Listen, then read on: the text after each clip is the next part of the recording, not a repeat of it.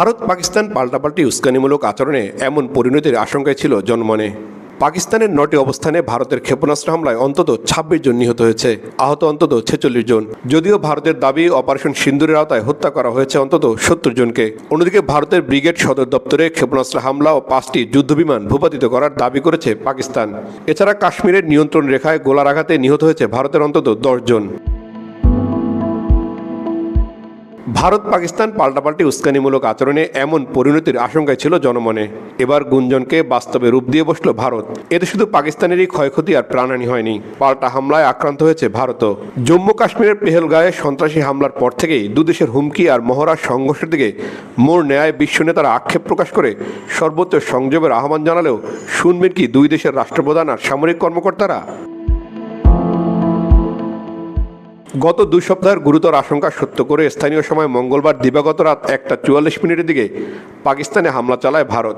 Operation সিন্দুরের আওতায় পাকিস্তানে ক্ষেপণাস্ত্র হামলায় স্থল নৌ বিমান বাহিনী একযোগে অংশ নিয়েছে বলে জানিয়েছে ভারতের সেনা সদর।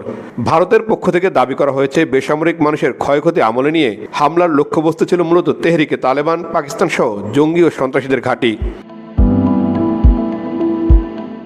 হামলার পরপরই এক্স হ্যান্ডেলে এক লাইনের সংক্ষিপ্ত প্রতিক্রিয়ায় বিশ্ব সম্প্রদায়ের প্রতি ইঙ্গিতপূর্ণ মন্তব্য করেছেন ভারতের পররাষ্ট্রমন্ত্রী এস জয়শঙ্কর। বলেছেন, সন্ত্রাসবাদের বিরুদ্ধে বিন্দুমাত্র ছাড় না দেওয়ার অবস্থান নেওয়া উচিত বিশ্বের। হামলা নিয়ে নয়াদিল্লির দাবি সঠিক নয় বলেছে ইসলামাবাদ। পাকিস্তানের পাঞ্জাবে জারি হয়েছে জরুরি অবস্থা। পাল্টা হামলায় ভারতের অন্তত 5টি যুদ্ধবিমান ভূপাতিত করার দাবি করেছে পাকিস্তানের সেনা সদর। বলা হয়েছে ভারতের 3টি রাফাল, একটি সুখোই 30 আর একটি MiG-29 ভূপাতিত করা হয়েছে। হামলা হয়েছে ভারতের একটি ব্রিগেড সদর দপ্তর আর নিয়ন্ত্রণ রেখায় নিরাপত্তা চৌকিতে। সেনা সদরের দাবি, ভারত জঙ্গি অবস্থানে হামলার কথা বললেও ক্ষতিগ্রস্ত হয়েছে একাধিক মসজিদ সহ বেসামরিক স্থাপনা।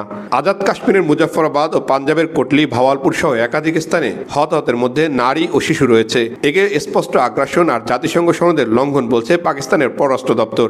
ভারতকে হুঁশিয়ারি দিয়ে বলা হয়েছে, পাকিস্তানের আত্মরক্ষায় যে কোনো পদক্ষেপ নেওয়ার অধিকার আছে। এই হামলাকে কাপুরুষোচিত বলে জাতীয় নিরাপত্তা পরিষদের জরুরি বৈঠক করেছেন পাকিস্তানের প্রধানমন্ত্রী শাহবাজ শরীফ। জনগণকে আশ্বস্ত করে এক্স হ্যান্ডেলে বলেছেন, বিনা উস্কানিতে ভারতের হামলার যথাযথ জবাব দেওয়া হচ্ছে। দেশবাসী পাকিস্তান সেনাবাহিনীর সাথে আছে। পাল্টাপাল্টি হামলায় সরাসরি প্রভাব পড়েছে ভারতের আকাশ ব্যবহার করা দেশি বিদেশি বিমান পরিবহন সংস্থাগুলোর উপর। জম্মু, শ্রীনগর, লেহ, যোধপুর, অমৃতসর, ভুজ, জামনগর, চণ্ডীগড় আর রাজকোটে বিমানের ওঠানামা বন্ধ করে ফ্লাইটগুলোকে ঘুরিয়ে দেওয়া হয়েছে।